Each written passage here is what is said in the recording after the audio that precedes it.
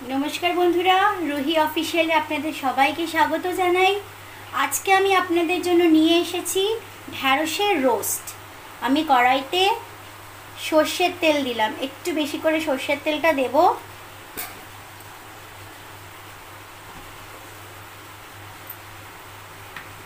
এবারে আমি দিয়ে দেব এর মধ্যে টুকরো করে কেটে রাখা ঢ্যাঁড়স আর পেঁয়াজ। এটা আমরা তেলেতে ফ্রাই করব।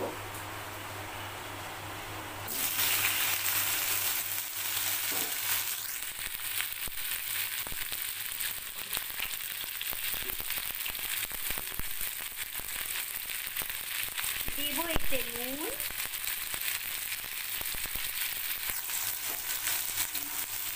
একটু ওপর নিচ করে এটাকে ভাজা ভাজা করতে হবে।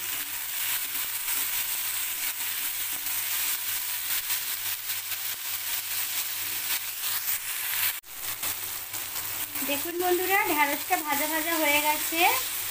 এবার আমি এর মধ্যে দিয়ে দিচ্ছি একে একে মশলা।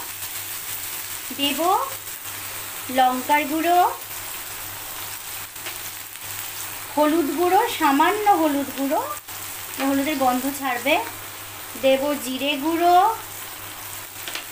দেব ধনে গুঁড়ো। এবার আমি এটাকে আরও ভালো করে ভাজা ভাজা করব। সমস্ত মশলা দিয়ে আমি গ্যাসটা সিম করে দেবো, কারণ এটা সিম করে রান্না করতে হবে।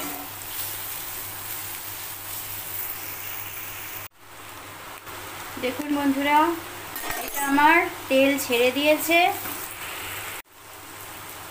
দেখুন বন্ধুরা, ঢ্যাঁড়সে তেল ছেড়ে দিয়েছে, এটা ডান হয়ে গেছে। এবারে নামাবার আগে আমি এতে অল্প একটু দিচ্ছি আমচুর, একটু চকচক হবে। আপনারা ইচ্ছে করলে টমেটোও দিতে পারেন, কোনো অসুবিধা নেই তাতে। এবার এটা একটু ভালো করে ওপর নিচ করে আমচুরটা মিক্স করে নেব। আমচুরটা কিন্তু ঢ্যাঁড়স পেঁয়াজ গলে যাওয়ার পরে দেবে, নইলে কিন্তু ডাঁটো হয়ে যাবে, ওটা সেদ্ধ হবে না। এই আমার ঢ্যাঁড়সের রোস্ট রেডি হয়ে গেছে। এবারে আমি এটা সার্ভ করব। আমার ঢ্যাঁড়সের রোস্ট ডান, রেডি টু ইট। আমি খেয়ে বলছি আপনাদেরকে কিরকম হয়েছে। ঝালও হয়েছে, টকও হয়েছে, খেতে ভালো হয়েছে। এটা কিন্তু রুটি দিয়ে খাবার, রুটি দিয়ে রাত্রে খুব ভালো খাবার এটা। তাহলে আপনারা বন্ধুরা এটা দেখে নিলেন, বাড়িতে চেষ্টা করবেন বানানোর, দেখবেন কীরকম হয়।